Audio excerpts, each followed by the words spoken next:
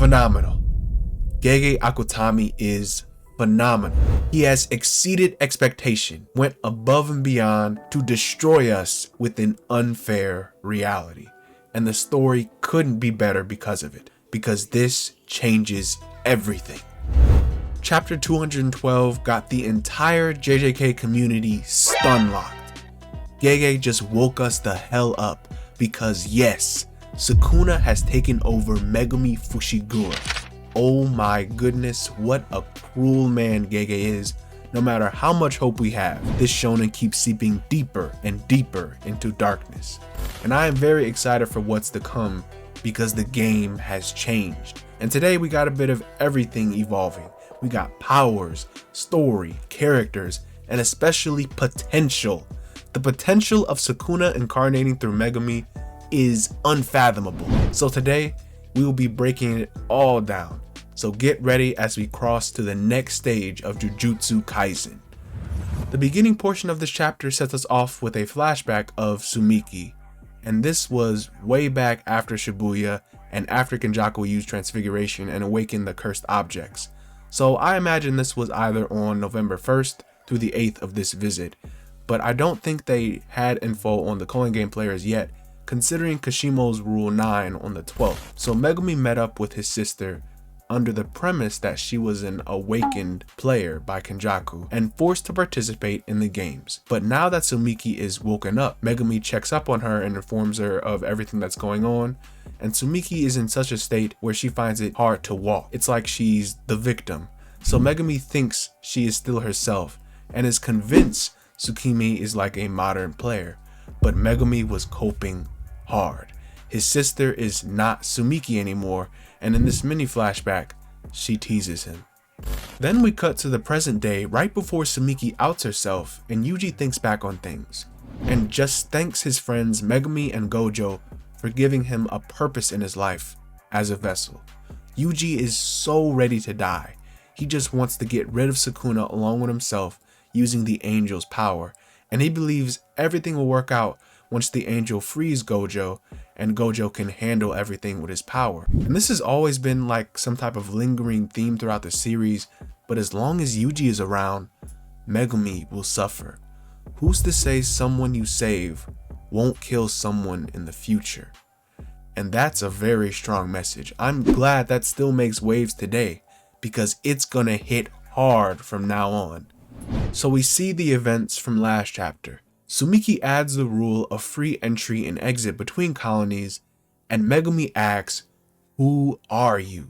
And this thing maliciously taunts Megumi as his big sister Tsumiki Oni-chan.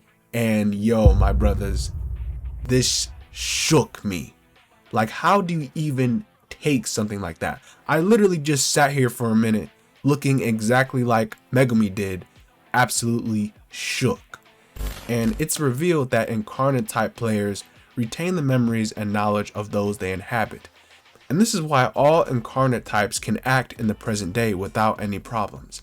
I honestly bet it would be quite a culture shock if sorcerers transcended hundreds, even thousands of years, but they adapted because of their vessels, and even their curse techniques reacted accordingly. I mean, just look at Reggie for example.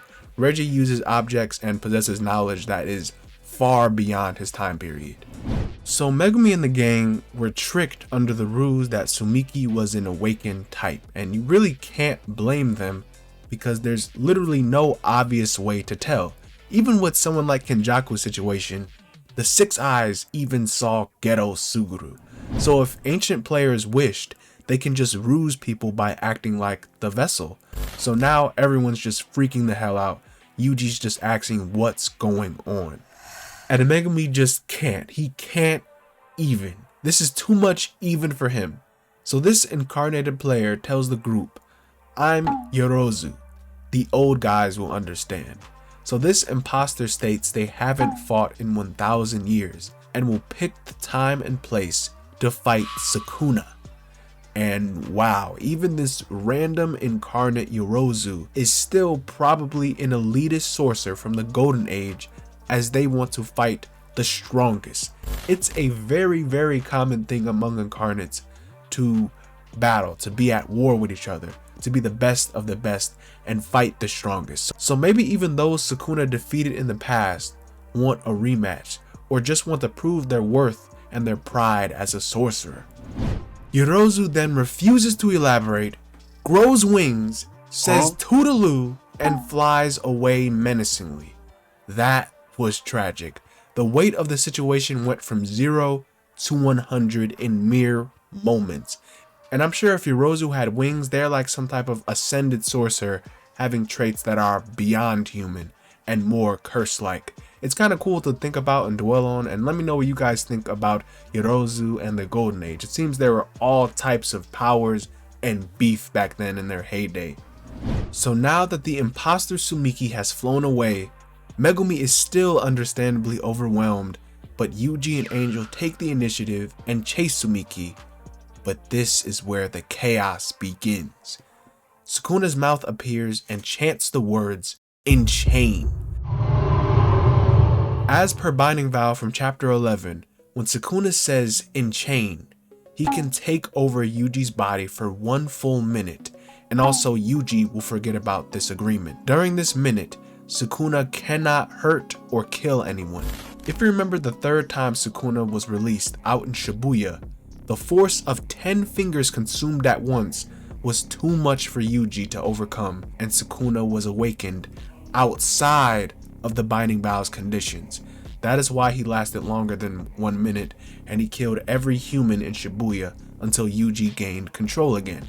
So at this time, the actual vow is used, and Sukuna has 1 full minute to work with. And boy, did he go ham or what. He somehow knocked out Angel instantly without harming her, and then took his attention to Megumi, disclosing the vow's conditions. In this moment, Sukuna infused his essence into his left pinky finger, and keeping within the vow's conditions, Sukuna took a gamble. So he rips off his imbued finger and relishes this moment of victory, because now he cannot be stopped. Yuji never added a condition where he couldn't harm himself, so Sukuna took advantage of that. Megumi snaps back to his senses, and guess what he attempts to pull out, y'all? The same trump card that is always used in Megumi's desperation, Furu's incantation, aka Mahoraga. But even before Megumi could finish the summoning, Sukuna is not letting that happen, instantly breaking the hand seal, tackling Megumi, and forcing Megumi to eat his infused finger. Our cast couldn't even blink, they could barely even react, and there was nothing to be done, and that's why this is so tragic, because they couldn't do anything. Megumi is enveloped by the essence of Sukuna, and this is it. Sukuna has incarnated into Megumi Fushiguro. Damn, that is one hell of a cliffhanger. The potential went through the roof, and Sukuna and Megumi stocks are like the highest it could possibly be right now. Because this is it, Megumi's very fate is set. Reggie was right when he cursed him, to let fate toy with him before he dies like a fool. And Gege already wrote his script, he knows how Megumi's going out. There is just a lot of things that can result from this transfer, and just in general, it has a huge impact on the series. One obvious thing is that Yuji is now free from the looming weight of the demon Sukuna, and that's safe to say since Yuji seems to have lost his curse marks under his eyes. And this is both good and bad, because it comes with a lot of unknowns. Of course, Yuji is free from execution, having no connection to Sukuna, but that's the least of his concerns. Yuji was prepared to die and make sure that Sukuna couldn't hurt anyone else, and now that he's free from it, he effectively can't do anything.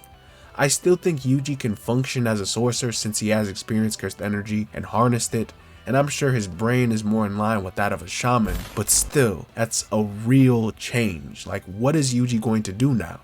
Sukuna's resilience and cursed energy had a great effect on Yuji. Yuji has his own strengths, of course, but Sukuna gave him a decent crutch. To be honest, sometimes it felt like plot armor, but now it's all on Yuji, and that honestly gets me even more excited just to see what he does. The next elephant in the room is Megumi's situation is drastic. This is quite possibly the worst outcome ever, not just for Megumi's sake, but for all those around him. We do not know how much influence Megumi has over Sukuna. Yuji was 1 in a million. He was a very special case to where he can suppress Sukuna, and I seriously doubt Fushiguro is the same case, meaning we now have a situation where Sukuna is incarnated with 15 fingers, unhindered inside of Megumi. As far as we know, there is no limit, no vow, no nothing involved, and that is terrifying because you already know the treasure technique Megumi holds within him. And Megumi's never really been the most impressive sorcerer as far as attack power, output, defense, etc., but he was always a very balanced fighter and had amazing IQ in battle. However, 10 Shadows as a technique is insanely coveted. In the right hands, its potential is unfathomable. So, let's take the strongest sorcerer in history and give him one of the most sacred and treasured techniques ever. One that even killed a 6 Eyes Limitless user in the past. Gege was out of his mind cooking that. And I know a lot of y'all preach Megumi's special grade potential. So how do you guys feel now that Sukuna has forced his way in and claimed it? At what cost did we have to see this through? Cause now you just think about the potential matchups. Megumi is the enemy, Tsukimi is the enemy, and they want to kill each other. When Gojo is free, he'll have to fight not only his best friend Kenjaku, but also Megumi. And also, you know, everybody has beef with Sukuna, so we're screwed. It's kill or be killed out here, and Sukuna's top G. He ain't finna make nothing easy. A positive though, if you can even call it a positive, and I'm sure most of you realize this by now, but Sukuna with 10 Shadows is too much. It's like everybody's headcanon, everybody's fan theory come true with the best of both worlds. Sukuna has the potential to perfect Chimera Shadow Garden, have multiple domains, buff Megumi Shikigami, and freaking tame Mahoraga. Yo, if Sukuna pulls out Mahoraga on a freaking leash, now we're cooking. Now I really need to see the King of Curses in action. Last time we saw Sukuna was out, he scaled above and beyond. So what will he do now? I feel next chapter, if we don't see Megumi in some type of innate domain situation, or if Yorozu isn't the first opponent, or Yuji is out of commission, Takaba. Yes, Takaba might save Yuji, or even skirmish with Sukuna, and I'm dead ass serious. Bro had a cameo in the last 3 chapters, and today he was purposely kept out for the tone of this chapter. Takaba is extremely goofy, but his technique is like none other. You tell me his group gets ambushed by Sukuna and Takaba is conveniently not there? I don't know. Sukuna versus Takaba, Gege, please make that happen. That's something I really need to see. And it's honestly a lot that can take place now that the barriers are open, so our sorcerers, like everyone, Yuda, Hakari, Kashimo, Haguruma, Ryu, Uro, Daido, Mio, Miwa, everyone is free to roam about Japan, and it's gonna be havoc. Like, we are for real going to see some greatness unfold. It now feels like Jujutsu Kaisen really is gonna wrap up this year, and the style Gege is going for is strong. Gege is like the master of making moments feel that much more dreadful, and this chapter was undoubtedly some of his best. Megumi's situation is something that has been hinted for a very long time, like there have been clues hidden in plain sight. We've known Megumi was essential to Sukuna and his reincarnation, and now his plans finally have come into fruition. The Culling Games are charged with cursed energy. Japan is prepped for the merger, and even Sukuna has found a new vessel. The end is very near. This is a lot to process, but it's also very exciting. So many characters are about to be forced to make impossible choices to save the ones they love or kill the ones they love in this madness of sorcery and power. It's just a great time to be a Jujutsu Kaisen fan. And also, just a cherry on top, absolutely drop everything and look at this beautiful cover of Maki Zenin. This was just an amazing week of Jujutsu Kaisen, and I cannot get enough JJK. That Maki cover sent me for real. I love when Gege takes time to draw her, and it's finally time for her to shine. It's literally like a masterpiece. It's a peak character, peak shonen, peak fiction. Drop a comment below about what you guys think about all this. This has been Enemy Stand User, and I'll see you awesome guys in the next one.